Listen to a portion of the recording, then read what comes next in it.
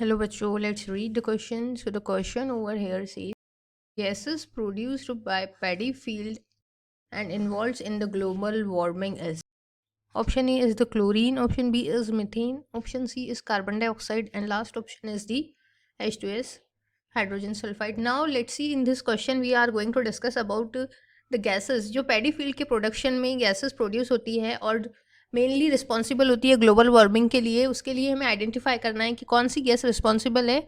So first one is the chlorine, second one is the methane, या फिर carbon dioxide cause करती है, या फिर H2S. नाउ लेट्स सी अवर की कंसेप्ट. सो यहाँ पे हमें देखना है our key concept is gases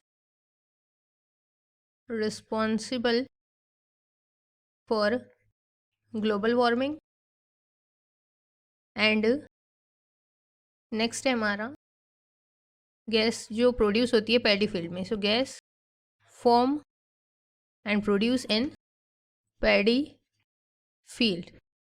now let's discuss about the. So if we talk about the paddy field,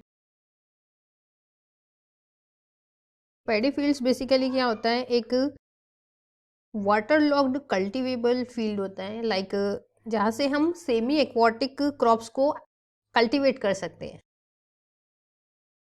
semi aquatic crops for example we can say, जैसे rice हमारा semi aquatic crop है, because for the production of rice water जो है हमें large quantity में required होता है. अब जब ये पैडी फील्ड में राइस का ग्रोथ होता है तो अदर देन दिस बहुत सारे माइक्रो ऑर्गेनिज्म भी ग्रो होते हैं. माइक्रो ऑर्गेनिजम्स जो है क्या करते हैं, रेस्पायर करते हैं. इनके रेस्पिरेशन की वजह से डिफरेंट गैसेस रिलीज होती है, और डिफरेंट गैसेस रिलीज होने की वजह से डिफरेंट गैसियस प्रोडक्ट्स फॉर्म होते हैं. Now if we talk about the paddy field, so paddy field जो है एक मेजर रीजन है ग्लोबल वार्मिंग कॉज करने का. अब ये ग्लोबल वार्मिंग कैसे कॉज करता है, बिकॉज जो हमारा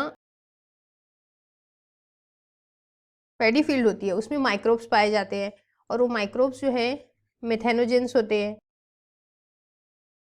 माइक्रोब्स आर मेथेनोजेंस. सो ये क्या करते हैं, मीथेन को रिलीज करते हैं.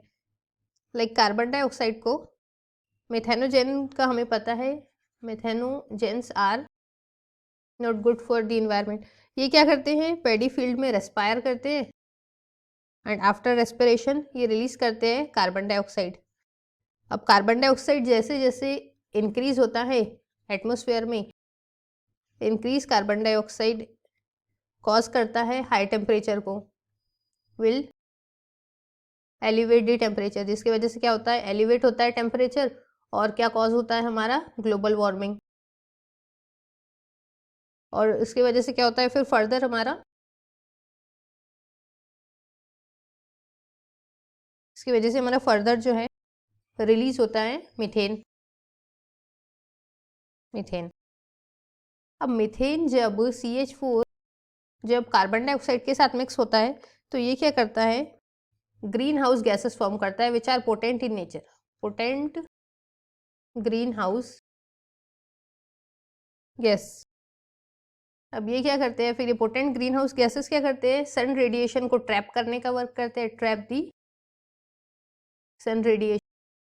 अब सन रेडिएशन अगर ये ट्रैप कर ले रहे हैं ये गैसेस, सो क्या होगा, वो जो गैसेस सन की रेडिएशन आ रही है वो रिफ्लेक्ट नहीं होंगी, रिफ्लेक्ट बैक नहीं होंगी, और अर्थ के सरफेस पर पड़ेंगी, जिसकी वजह से क्या होता है, ओवरऑल हमारा जो टेम्परेचर है वो इंक्रीज होता है.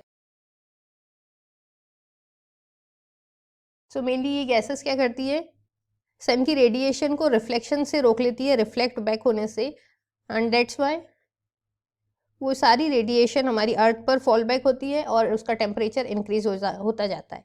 सो यहाँ पे हमें जो पूछा गया है कि गैसेस प्रोड्यूस्ड बाय, और gas produced by mainly paddy field, तो यहाँ पे होती है हमारी मीथेन गैस.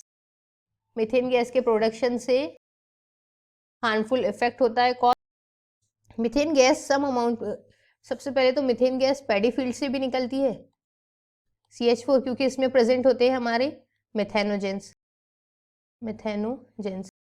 अभी मिथेनोजेंस जो है ये क्या कर रहे हैं, रिलीज कर रहे हैं मीथेन को। और सेकंड क्या है हमारा, इन्वॉल्व ले रही है ये टेम्परेचर को इंक्रीज करने में। सो ऑप्शन बी कैसा है हमारा, करेक्ट है। क्लोरीन भी पार्ट नहीं लेता है, कार्बन डाइऑक्साइड भी रिस्पॉन्सिबल नहीं होता है। इनिशिएशन जो है सबसे पहले मीथेन करता है और H2S is not. So option E is the, option B is the correct option. बाकी सब हमारा ए, सी और डी रॉन्ग है। Methane, I hope you understood it well. Best of luck and